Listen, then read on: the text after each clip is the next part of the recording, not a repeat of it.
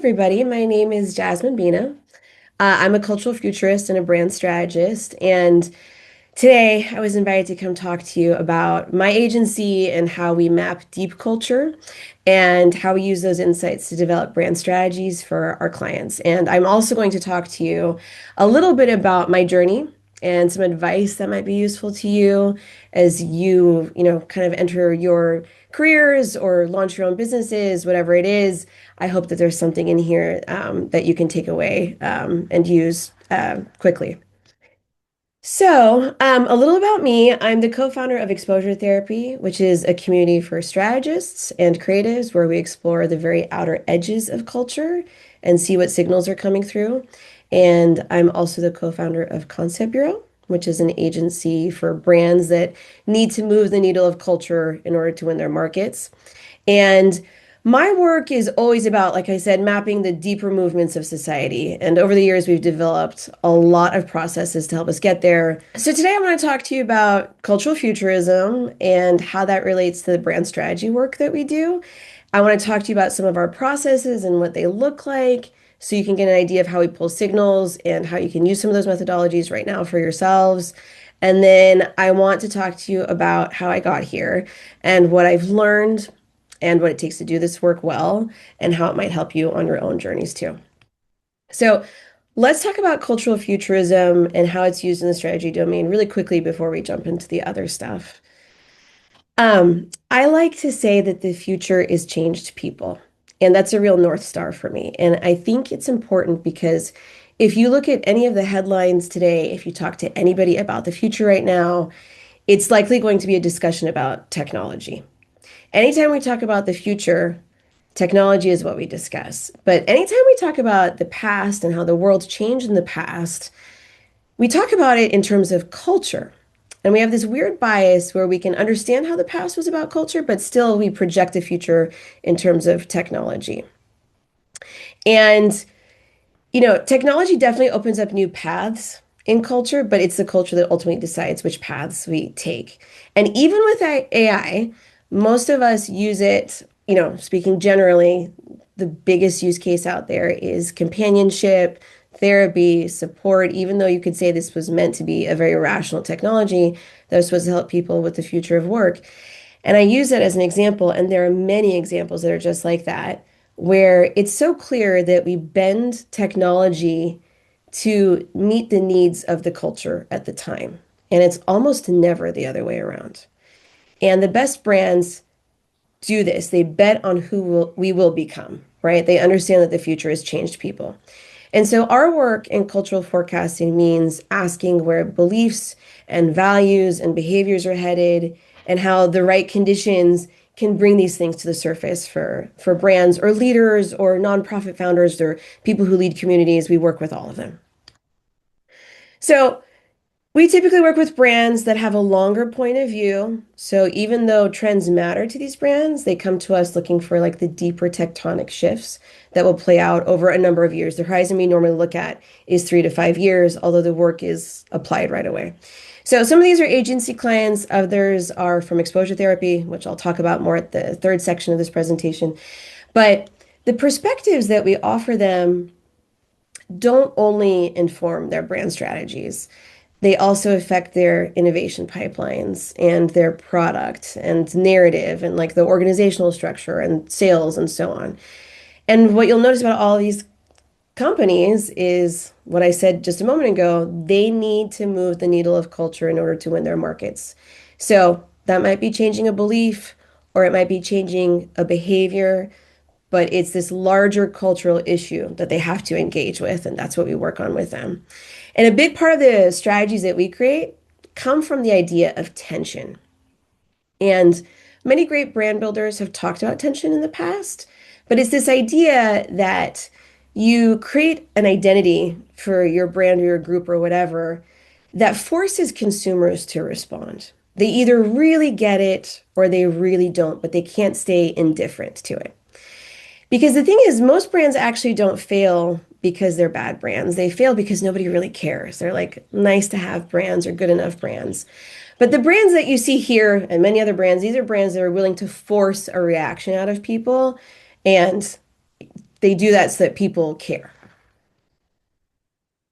This is one way of looking at tension that might be useful to you guys. There are many ways to create tension in a market, but we've lived through three pretty distinct eras of tension branding in the last 15 to 20 years.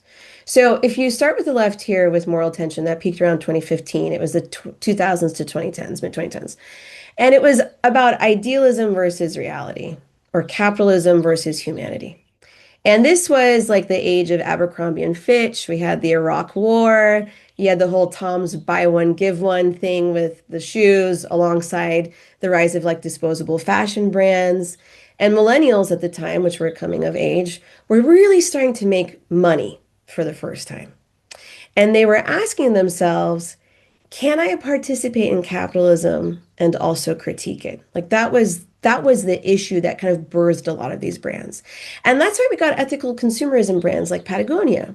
American Apparel was big at the time. Everlane, you might remember. And all of them sold this idea of moral resolution, that you could like vote with your dollars because they understood the dominant tension of their time. Then you move over an era and we reach aesthetic tension. This was the 2010s through 2020s. And this was the tensions of like style versus substance, or high versus low, then versus now, old versus new, whatever, but like a side by side like that.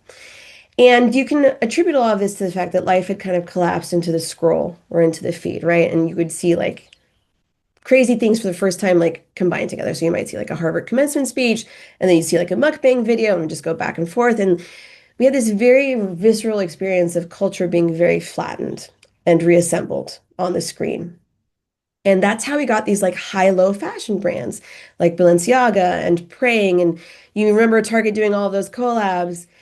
And aesthetic tension at the time was about wanting to signal to the world that you knew that this was all absurd, but you wanted to signal that so that you could keep playing the game without making yourself complicit in it. So it was a natural extension of like the moral tension that came right before it. But now a new tension has emerged, and I'm sure you're all feeling it. It's this existential tension of our era. And existential is about all the things we're feeling today, right? The chaos versus coherence, agency versus surrender, spirituality versus rationality. We're living through so many polycrises right now, from AI and climate to war, the loneliness crisis. There really is no single story that explains the world anymore. And that loss of coherence is something that's like very deeply felt for consumers. We do a lot of consumer research. I can tell you this exists in every person's soul, no matter who they are or where they are or what they do for a living. Everybody feels this. And this new tension is about what to believe when everyday reality doesn't ladder up to some shared truth anymore. And that's why you have things like A24 and this spiritual horror that they present that hits so well with their audience. It's why psychedelics are in the zeitgeist, why spirituality is evolving.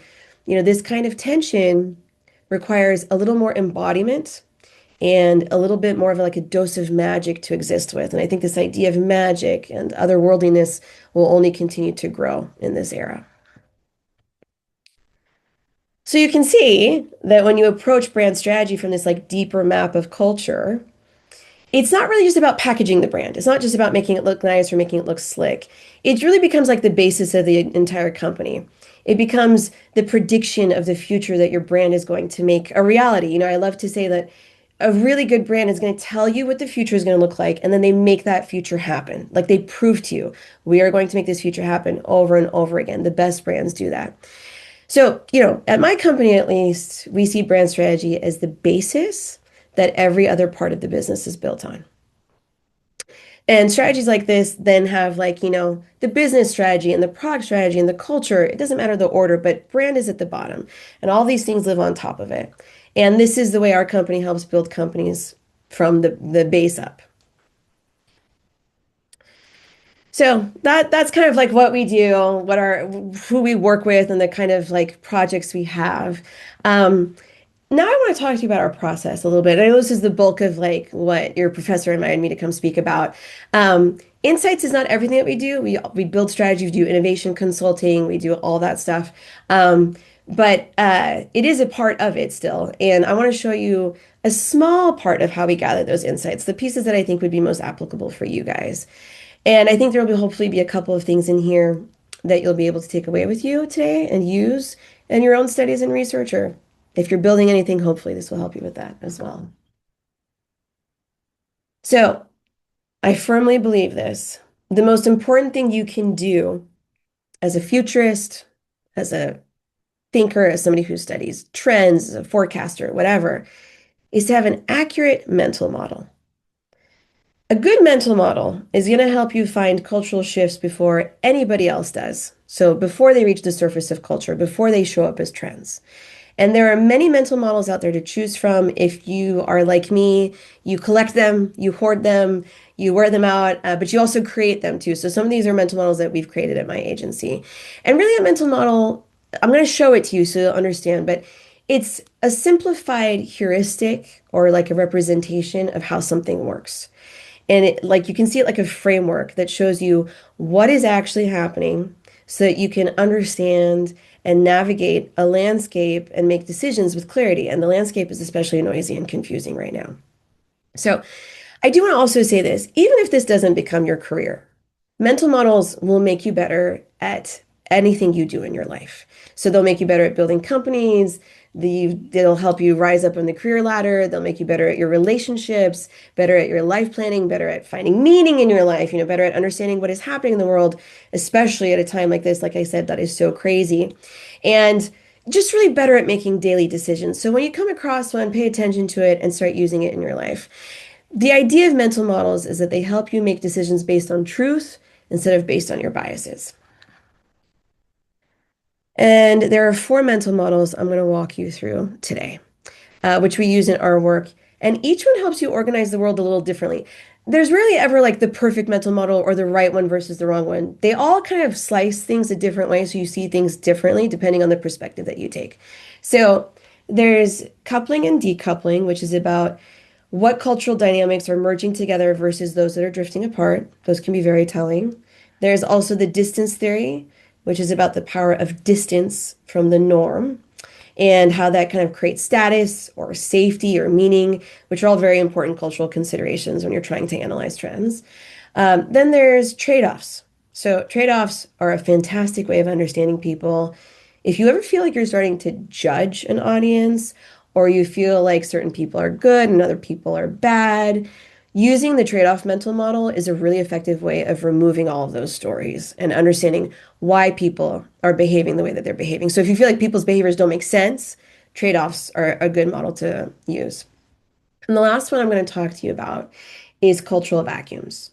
So this mental model is about the kind of like the physics of culture and how when some parts of culture like work or trust or time or beauty or love or family, like when they start to lose meaning, or like at least the meaning that we're used to, people start to fill that hole with other things. And it's important to see what's rushing in to fill that hole because that's how culture changes. It's always like a sneak peek at the future.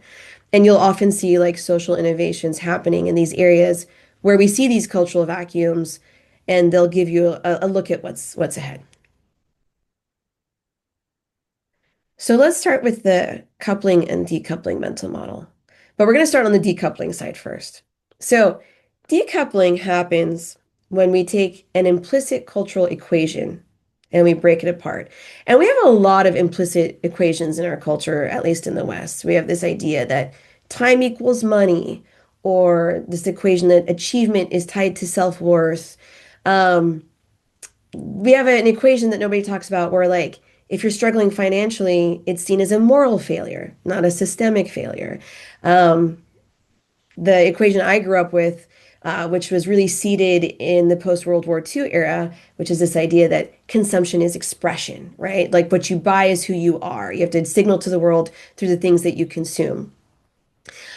Not all these equations are good, not all of them are true, but we believe them, right? We participate in them, and that's all that really matters.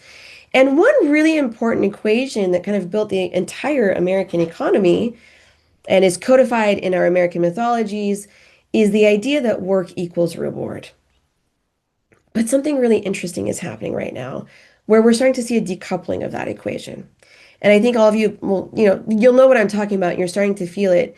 And the way I always present this is when crypto means that like any unsophisticated person can place some lucky bet on a shit coin and becomes filthy rich faster than like somebody who has years of experience in the stock market, we lose a little bit of the work equals reward equation. When the TikTok algorithm, which is now basically the algorithm in every platform, it's the algorithm of not just our social platforms, but it's the algorithm in like how your movies are served to you, or how uh, I was going to say publishers like develop books, things like that. It doesn't favor, this algorithm doesn't favor like your audience size. It's caring less and less about like, the relationship that you've built with your users or like what your content is actually about. It acts more like a slot machine because slot machines keep you addicted. And when that happens, again, the work equals reward equation starts to fall apart. When people can't find jobs, when entry-level positions start evaporating, when AI starts to cause like this big displacement of executives at companies, which may swing back in the other direction, but for now, that's what we're seeing. Again, this equation starts to come apart.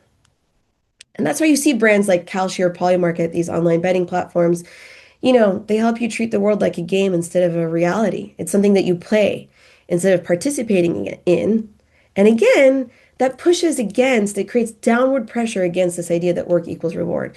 So literally, on every level of understanding and experience, work just doesn't equal reward like it used to.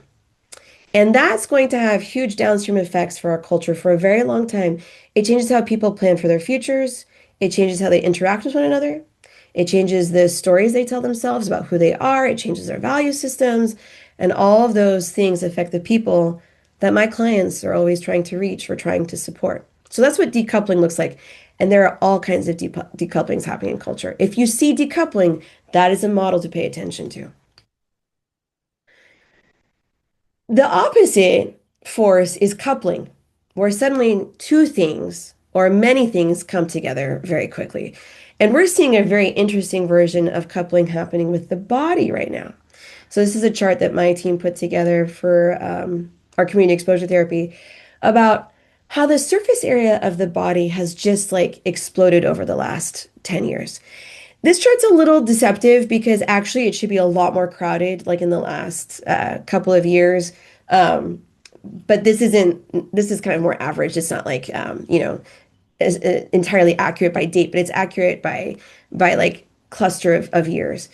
And um, what you're seeing here is that our understanding of the body, our awareness of it in our day-to-day lives used to be almost non-existent, right? We had germ theory in the 1860s, then we had weightlifting in the 1970s, and then nothing until the late 90s. And then we had the explosion. The DSM listed depression as a mental illness. Yoga and spiritualization of the body, that came to the West. We had Jane Fonda and Richard Simmons, and the whole hygiene industry started. Then there was the nutraceutical industry that was born, and then we had the war against fat. And then we learned about the microbiome, and then we started worrying about microplastics, and then we had 23andMe, and then peptides and fitness zones and wearables and diagnostics and seed oils and continuous glucose monitors. Like I'm just naming a few of them. We had the sleep science. I have an 8 sleep bed. Like I'm always paying attention to my sleep. You might have an aura ring. Blue light therapy, red light therapy, psychedelic therapy, body dysmorphia, GLP-1s, like the gut-brain connection, like it just continues and continues. And every year, the surface area of the body just accelerates. Like you can feel this as I'm describing it, right? Like we just know, we feel so much more of our bodies.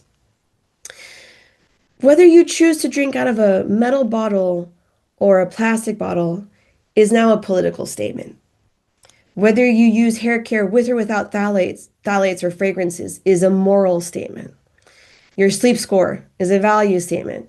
The size and shape of your body is a character statement. Your DEXA scan results are a status statement.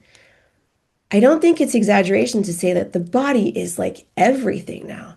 It is coupled with so many other parts of our lives. And what that tells us, among many other things, is that if you want to be relevant to people in nearly any way, you have to understand how people are relating to their physical selves because we are literally coming back into our bodies in a very visceral way.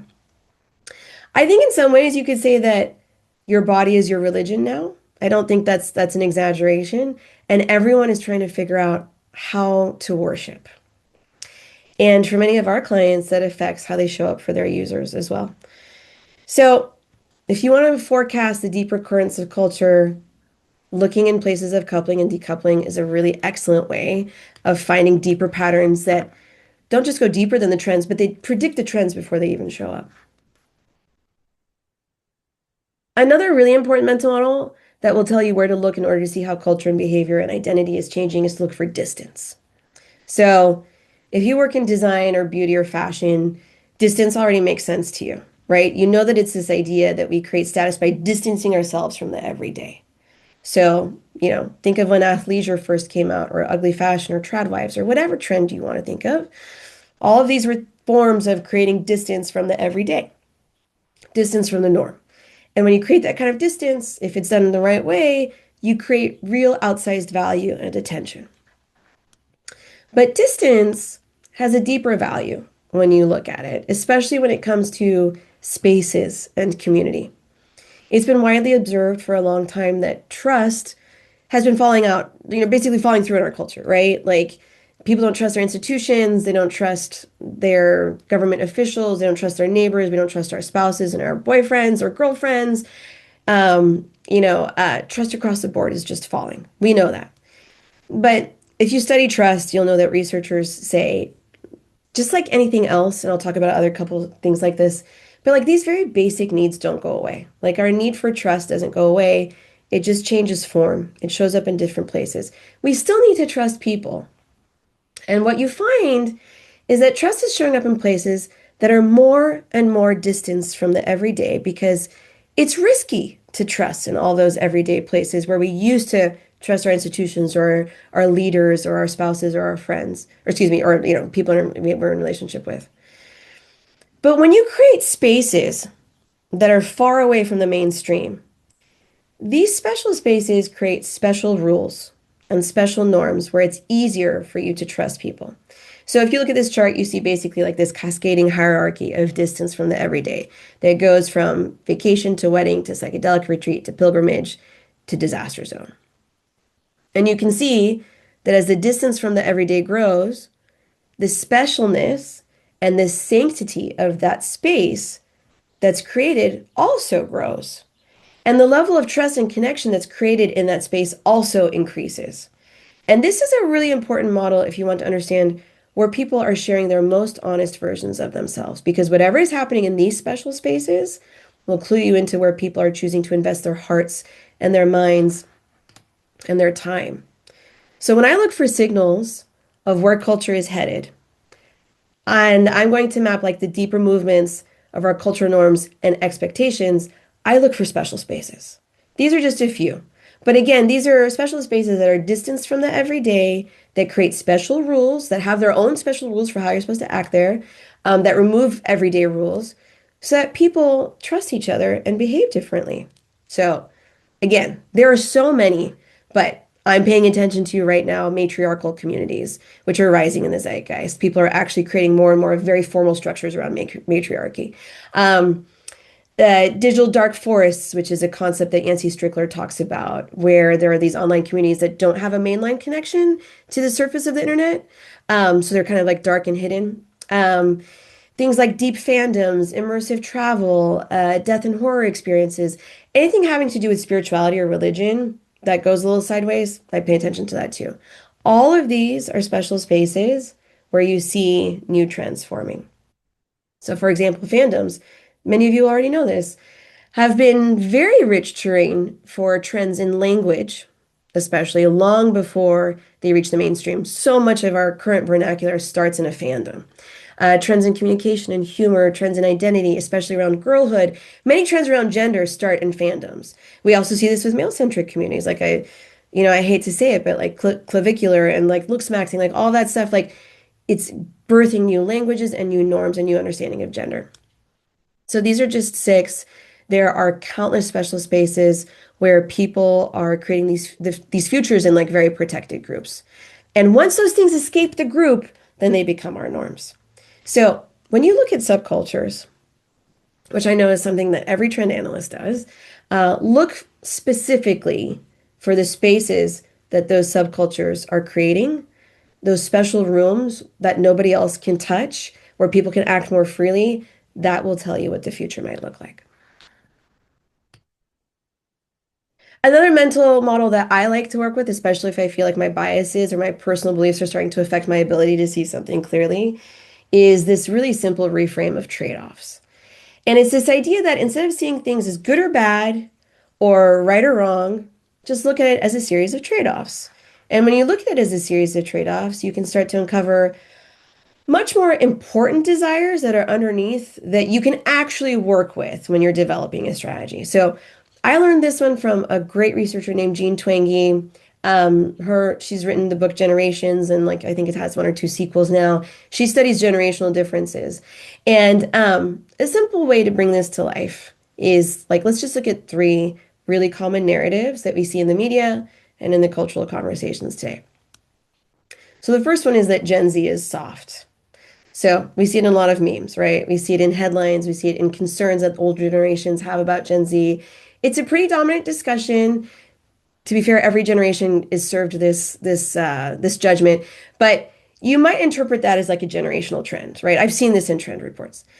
The second kind of like story is about, book talk is a huge trend right now. And the way I've seen it widely discussed is that, when you look at fantasy and romantasy and all this stuff, it's about delusion and these girls are delusional and the whole cute Delulu thing, and not necessarily in a negative way, but like that's the way it's characterized, right? And I've seen many brands run with this trend that speaks to the idea that book talk is just these girls that are kind of like in this disconnected, really fun headspace.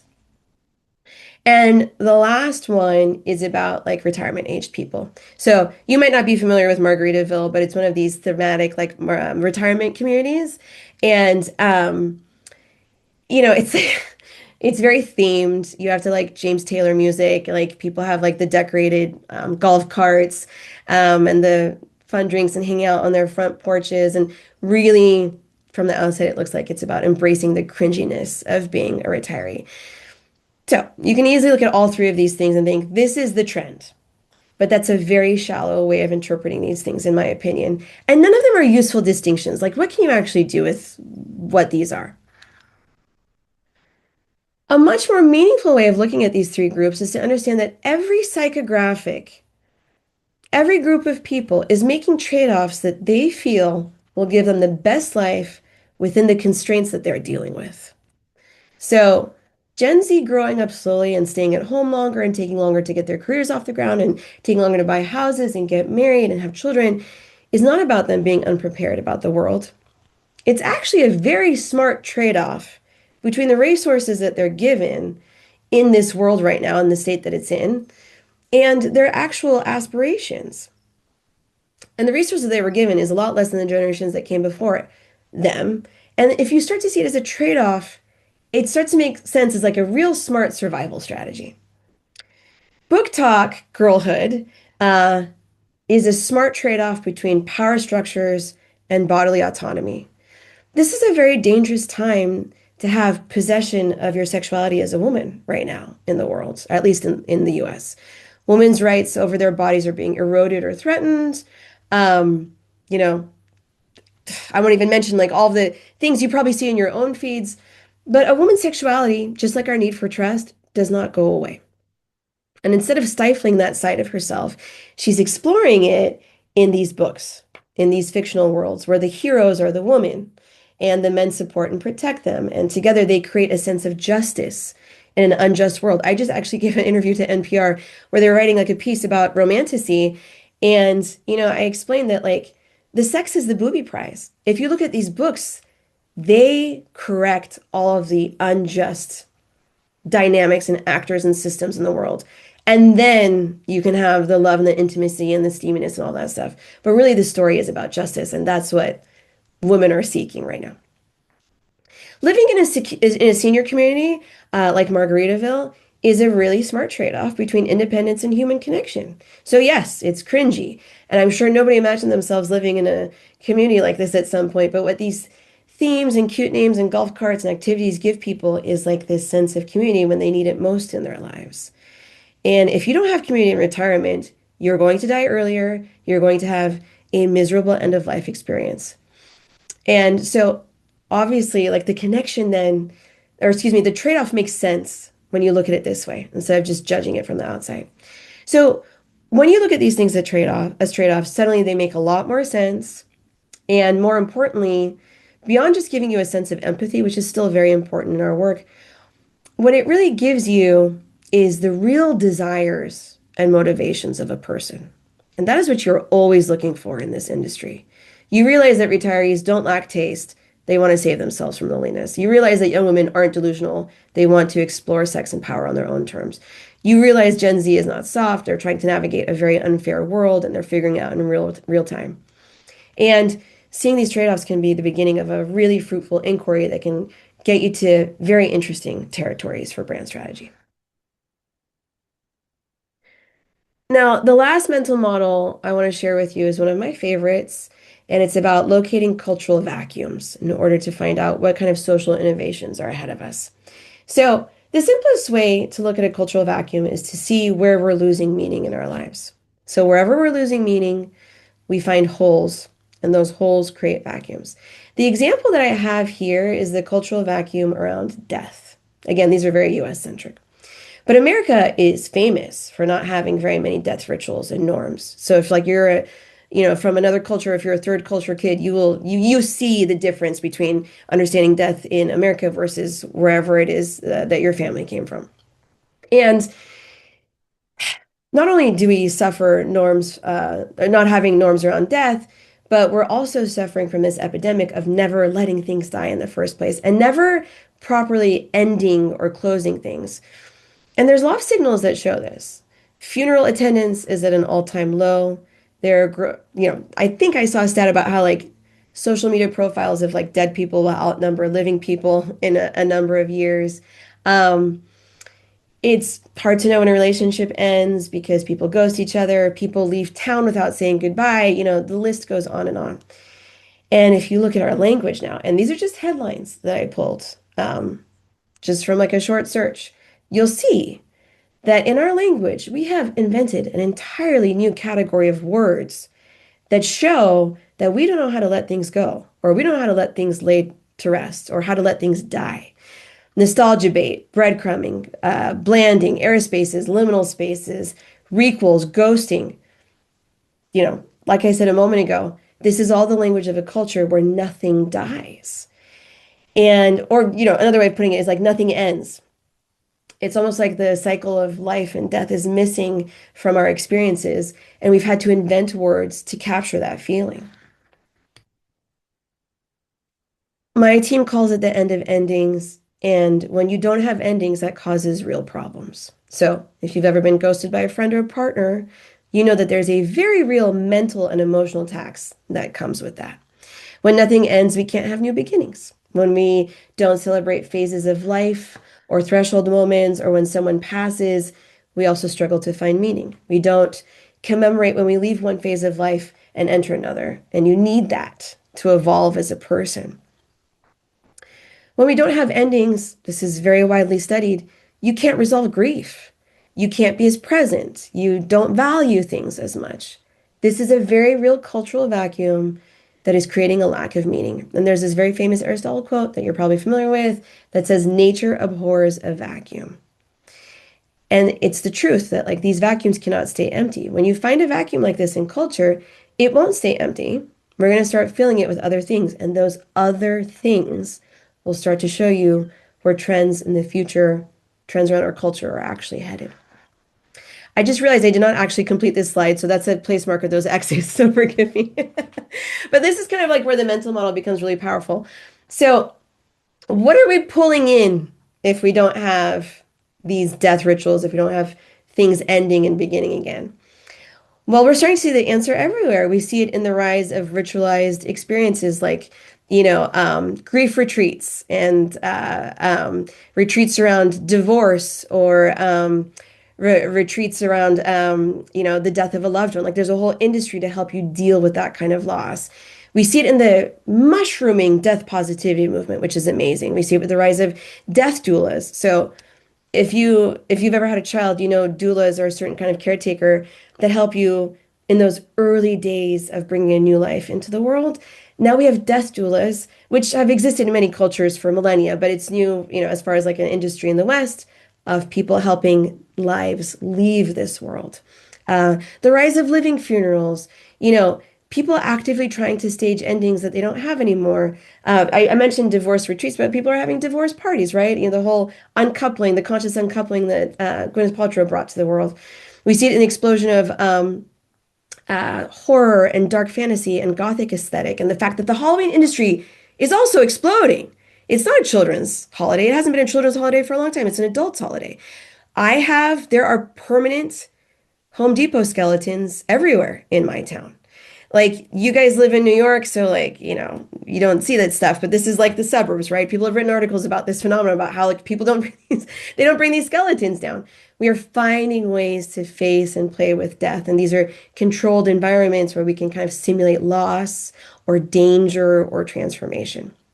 So we see it in big behaviors and small behaviors. Another thing that's really interesting is like there's the rise of the perimenopause industry. Dr. Mary Claire Haver, I put her here. Women are talking about perimenopause and they are demarcating it now as like a phase of life. This was never a phase of life before. Women suffered through it. You might have seen your mother go through it, but she didn't like know when she was entering it and she didn't know when she was leaving it. Her doctors never talked to her about it. There weren't books and novels about it. She didn't see it as like a rite of passage, like you might like, having your first child or getting your period. But women are making this a special period of time where they are kind of like clawing back this feeling of like endings and beginnings. This is a very generative force. And, vacuums are not about destruction. Yes, they destroy meaning, but they also pull forward new desires. So in this case, the desire for thresholds or for rituals or to feel something beginning and ending or ending and beginning again. And that tells you something very important about the future. People want to feel things dying so that they can be reborn again. This is a very deep need that we see emerging. And you can imagine, you build the idea of a brand or a movement on top of that. It could be very fertile territory. So to conclude this section, I saw this sign in a stairwell once, and it was just meant for the janitors, I'm sure. Um, I took a picture of it because it was kind of like this accidental philosophy, and I loved it. And it's this idea that like I, you know, this is how I see mental models. It's one key that can open many doors. It just helps you see things differently. And they're not answers, but they are ways of seeing structure, seeing where something is breaking, where something is collapsing, what is coming in to replace it. And these are all great ways to start building. All right, the last section, and then we'll open up to Q&A, is I'm going to talk a little bit about my journey and kind of some advice that I would have for anybody who's interested in this kind of work or anything that's related to it. So even though I talk about mental models, again, it's not really just about that. It's about using those models to clear your brain so you can see what is actually happening in the world. The way I see it is the answer to any like business problem or brand problem or market problem or cultural problem or identity problem, it exists. We just can't see it. So your goal is to clear your view so you can see it before anybody else does. Now, I have interviewed many people for Concept Bureau. I've interviewed many experts for exposure therapy. I've interviewed researchers and performers and founders, brilliant strategists, scientists, politicians, all kinds of people. And you will find what I have found over the years is that they all basically come back to saying the same thing, that it's not about what you know, it's about how you see. None of this is stuff that you guys probably hadn't already seen before, but the way we look at it is what really matters. So again, I meet people from all walks of life, I'm going to show you that like I've interviewed like famous poker players and mentalists and like they all say the same thing. You might be spending your career looking for a playbook. I meet people like that all the time. They just want me to tell them like, what's the process for strategy? What's your playbook? Like, sell me your process. And the thing is, there's no tool. You are the tool. You have to sharpen your own perspectives. You have to remove your biases. You have to know when your fears or your emotions are getting in the way. You have to remove your ego. You have to learn where empathy really comes from. And, while these mental models are very useful, they're just never going to be the answer. They just help you clear your mind so you can see it. And again, you are the tool. I think that's why people love strategy because you're just always working on yourself. Like at some point, it stops being about the work and you just becoming a better, more in tune person, a more open person, a person who's more in the rhythm of the world, who's more in touch with like where the cultural energy is headed. And then you build from there. Now, a big part of sharpening yourself and making yourself like this better tool is your information diet. You need to be really thoughtful about what you're exposing yourself to. The best kind of information diet that you can have is what we call, or it's not we call it, it's many people have said this, is a T-shaped information diet, where you are deliberate about the breadth of the things that you pay attention to, and then you find ways to go deep into each one of those things. So it's two dimensions, it's the breadth and the depth. You don't want to just be paying attention to insights in two or three domains. You need to be paying attention to activity across many seemingly unrelated domains because, hint, hint, nothing is unrelated. It's all related. And you need to find the secret connection between those things because that is where you're going to have the most profound insights. And this is why it's so important, by the way, I tell everybody to have community because you probably won't be able to go deep into multiple domains like you want to. But knowing other people who are obsessed with the things that you care about that are tangential to what matters to you, or knowing people who are experts in those things, spending time with them, letting them their way of exploring and seeing the world kind of like rub off on you. That is a fantastic way of really building out your T-shaped information diet. But again, it's just really important to stay smart and make sure that you are always going wide and going deep. I pay attention to a lot of things, and I have an incredible team of people that help increase the size of my T-shaped information diet. But I do think there are certain categories that are more interesting than others to be paying attention to right now, and I've listed them here. So the first one is geopolitics because everything is getting more and more interconnected. And if you think geopolitics doesn't affect your corner of the world or your industry, you're you're definitely wrong about that. One of my favorite anecdotes is that we think electronic music was a natural progression from our musical tastes and from like the technological innovations of the time. But what really made it like take hold in our culture was the fact that it came into the world at a time that we went through a financial crisis. And hiring a guy to come and play at your venue with a USB stick was a lot cheaper than hiring like a band or a group of people to come and perform. And that's why EDM really took off. Another area that I look at is threat tech, or basically like any technology that's built in response to danger, which is very important right now. It's a really, I think, good reflection of how we perceive boundaries and threats in our world. So, defense technology, climate technology, digital twin systems, these things don't just reveal our fears as a culture, but they also show how we act under pressure and how that pressure shapes our culture. I would tell anybody to pay attention to underground economies and to pay attention to finance. So money is very important. We know that every generation sees money differently, but every generation is very emotional about it. Um, if you want to understand what people think of their self-worth, look at the way that they look at money. Anything having to do with God or spiritual expression is really important. We are literally rewriting our spiritual systems right now, and I think we need to be paying attention to that. Children's media is also very important, and this one's interesting because a lot of times we will put values in children's media that we feel like we can't embrace ourselves, but we really want to make sure our children embrace. So if you look in, if you're a mom like me and you watch the stuff that is served up to your kids, there's a whole cohort of cartoons and movies that teach kids to be empathetic towards AI and see it as like a living thing. But there's a whole other side of content that teaches children to be very distrusting of technology and especially distrusting of the makers of that technology. The new Toy Story movie that's coming out, I think is Toy Story 5. The trailer image is basically the younger sister of the boy under her covers with the glow of the iPad in front of her face. And you see her toys at the edge of her bed with these very forlorn faces looking at her. And the story is about saving her from that technology. So, these are important. Also, I'll just go through these ones really quickly. Demographics and history are also very important. History is just something I found you only appreciate as you get older. Like I could not appreciate it in my 20s. But if you can find a way to learn about history, it will be an endless source of inspiration and understanding for you. And the last one that I think is really important that you've kind of seen already in this presentation is death. Because people are living longer.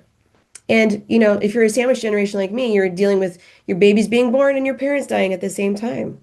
And death in its very like abstract form, we're seeing the death of lots of things, the death of institutions, the death of systems. A lot of stuff is happening right now around death, and they're all related. So, this is my T-shaped information diet.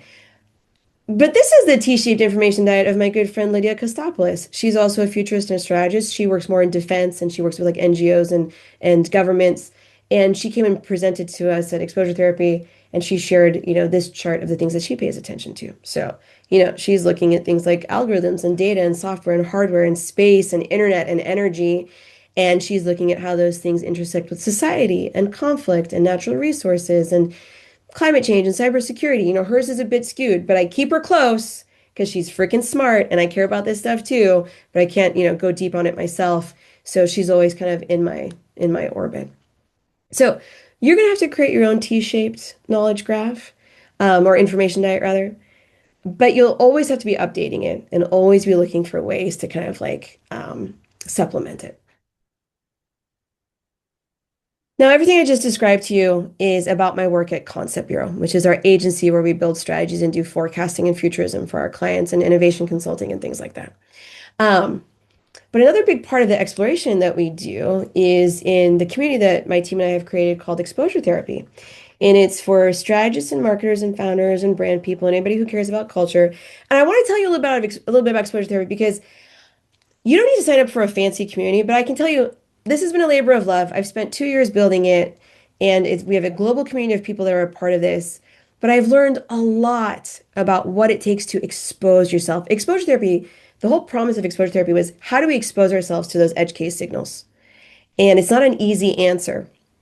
And I want to show you how we do it here because I think you could do it your own way. And I just want to share kind of like the learnings that I have from building that. So every month we have a different topic, and these are the kinds of topics we explore. And you can see they're not industry specific. We're really looking at big ideas that touch everybody in culture, no matter who you are or where you are or what you do. Like this is the kind of stuff that we study for our clients. So topics like power, primal urges, awe, wonder, and the sublime, family and home, this meaning crisis that we're going through right now, celebration and ritual. We've had other topics in the past. This is just 2026, but we have topics like death and grief or love and sexuality, body culture. You should also be looking at the world in these kind of big macro topics. These like big bucket ideas, because they'll give you room to connect things that are seemingly interconnected. But this is the way culture moves. It's not like everything moves in one place at one time. It starts to bubble up in lots of different places at the same time. And a lot of people can only see it in hindsight. Your goal is to see it before it becomes obvious. So, look at the deeper level, not just the trends on social. Those things are important, but look at things that go beyond just what impacts your daily life or your daily work. These topics are kind of like leading indicators that show up much sooner and go much broader across culture.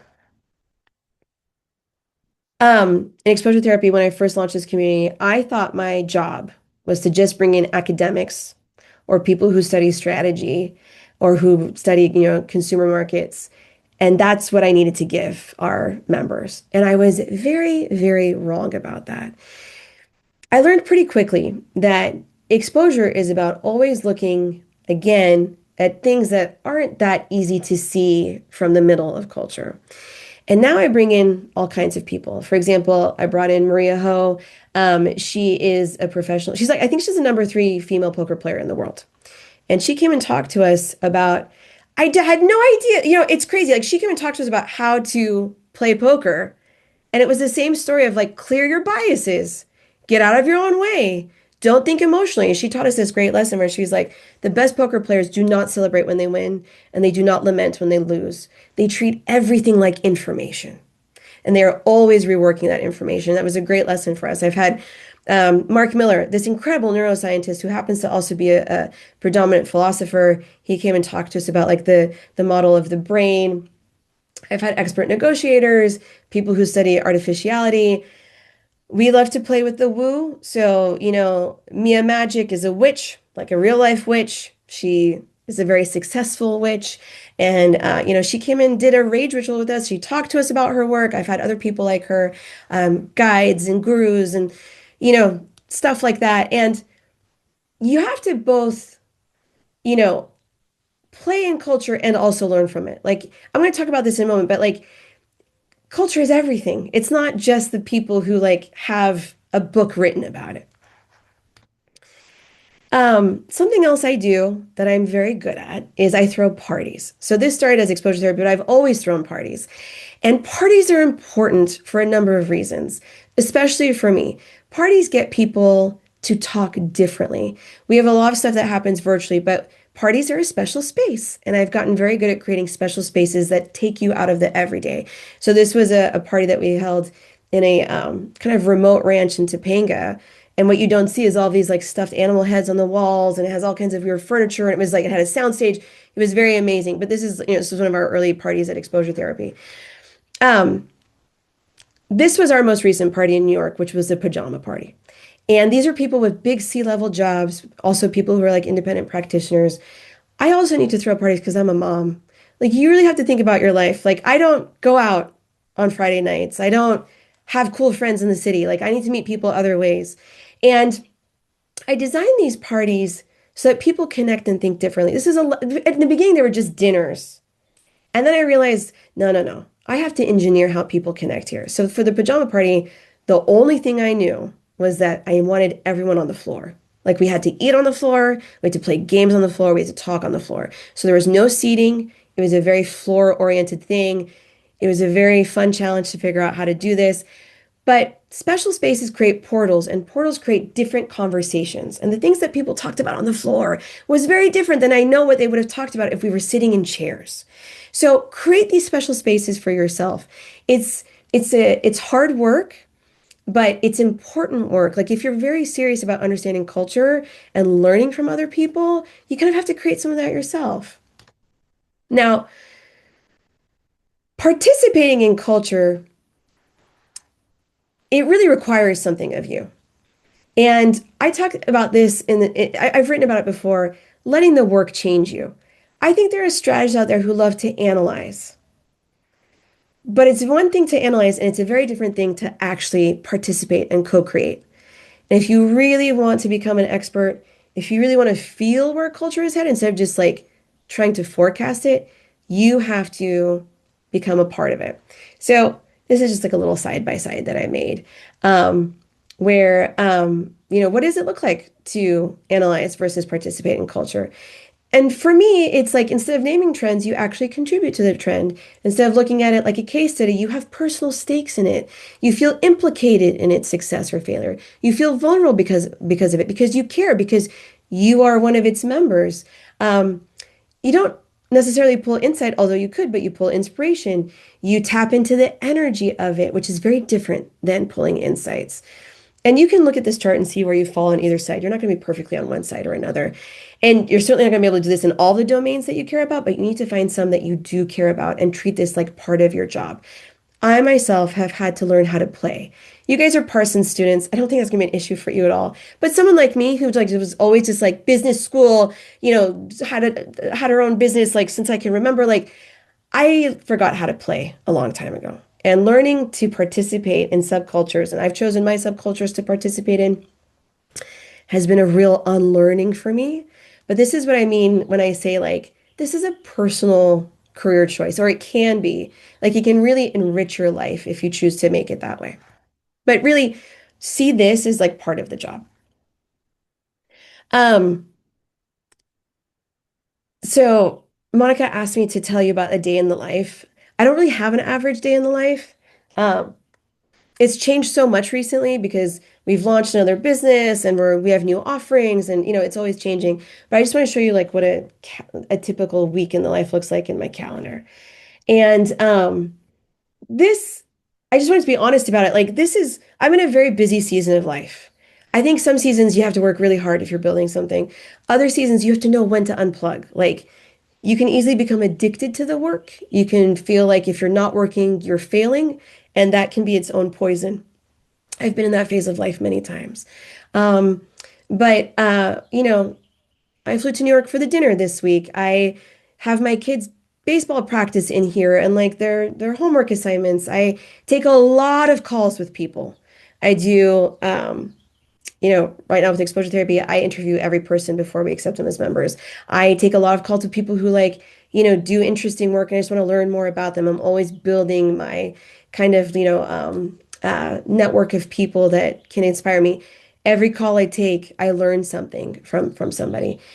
And so, anyways, I don't know what else to tell you on this. I'm just, it's just life can be busy sometimes.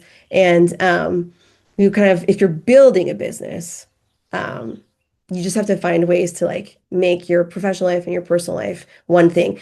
One thing that's meant for me is I take my kids to, the events that we hold. So they don't come to the party, obviously, but they help me decorate. I have three kids. I have like 6-year-old twins and a 3-year-old or 4-year-old. And like, they know what I do for a living and they help me kind of like I'm letting them participate in more and more of it. All right, here's the last thing, second to last thing I want to say. Um, so any new innovation in a market typically looks like an S curve. It looks like this curve here. And in the beginning of the curve, the market grows really rapidly. There's a lot of uncertainty, but there's also a lot of value to be captured. So you can think about this like in the beginning of the internet, right? Nobody really knew what they were doing, and then Amazon kind of figured it out, and then we understood what the internet was for, and then we kind of started sloping up on that curve. And then in the second half of the curve, the market grows really rapidly. Excuse me, the second half of the curve, the market matures. So we generally understand what we're dealing with, and the value to be captured kind of tapers off, and we form more and more expertise. So we know the rules now, but now there's less value to go around. I think what people don't realize is that we've actually spent the last 2 decades at the top of this curve with the digital economy. So the top of the curve is where you get experts like me. It creates people like me and my colleagues. It's where, optimization and methodical thinking and research and polish and expertise, that's what works in the top half of the curve. But the thing about this curve is that it doesn't level off indefinitely. It repeats itself. At some point, the curve matures and you get a new curve. And now we are entering a new market, a new reality, where we're in the bottom half of this curve. And this is the age of AI. I guarantee you, nobody's really figured out what AI is for yet. Like we are still, none of these AI companies are profitable. Nobody's had like the runaway success. There is no Fortune, 1,000, let alone Fortune 500 that has really started to exploit the value of AI. We're still figuring it out, and we don't even know what AI means to us in our personal lives. Now, when you're in the first half of this curve, it's very different. It is not about optimization, it's about exploration. So it's about being fast and reactive and unpolished and really uncomfortably creative. And what I want you to take away from this is like, we're all beginners now.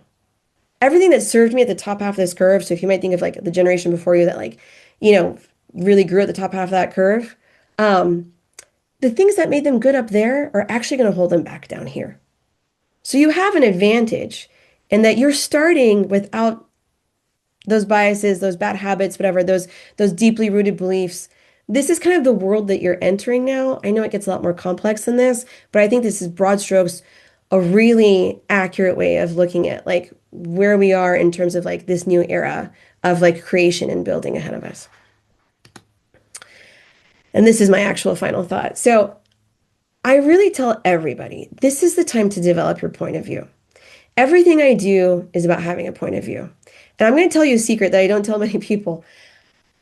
Everything that I was hired for in the agency that I built and the companies that I've built, I wrote about it first before I was hired for it.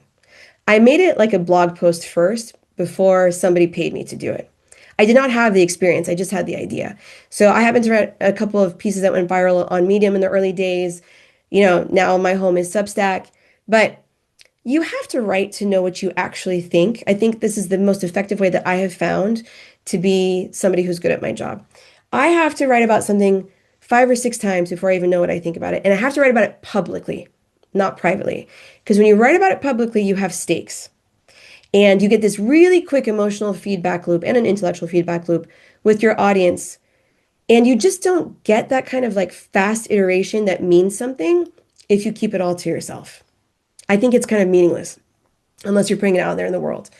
And you know, the big broad strokes around this are don't judge. You can hold many truths at the same time. That's what a lot of this work is. And think in public. That will make you better at what you do. So that is that. If you want to learn more, everything is on Substack or literally any other platform. I make a lot of content, so you can always find me anywhere. But that's it. Thank you.